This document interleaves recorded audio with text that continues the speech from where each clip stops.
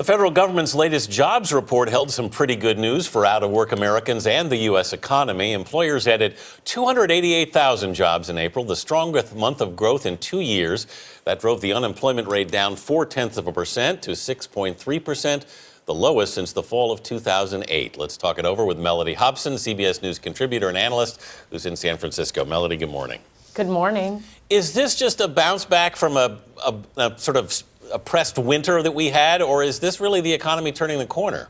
Well, I think it's both. There definitely was some pent-up demand because the winter was so harsh all over the country. So that's for sure. But the other part of it is, I think I can give you a qualified yes that the economy is turning the corner. This jobs number was much bigger than anyone expected.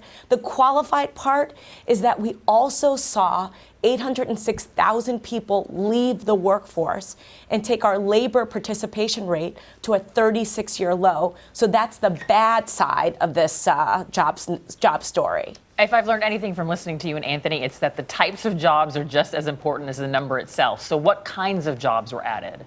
Well, actually, that is good news. So of the jobs, the vast majority were private sector, with the exception of 15,000 jobs that were government. And of the private sector jobs, 105,000 of them were professional services, engineering, healthcare, higher paying jobs that are often considered white collar.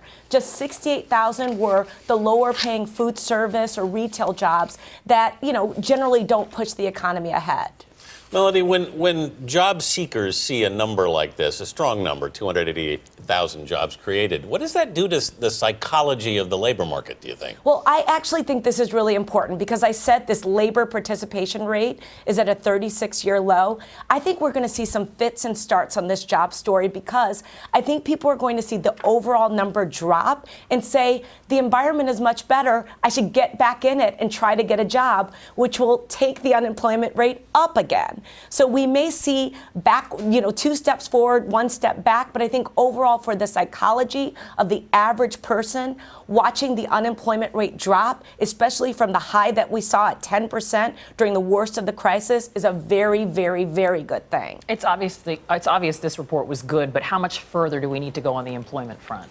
We need to go a lot further. So full employment is 5.5%. So that seems like it's within an earshot, but there's still certain areas. Minorities in this country still have double-digit unemployment, and the less educated you are, the more likely you are to be unemployed in this country. Mellody Hobson, nice to have some good news in San Francisco this morning. Thank you.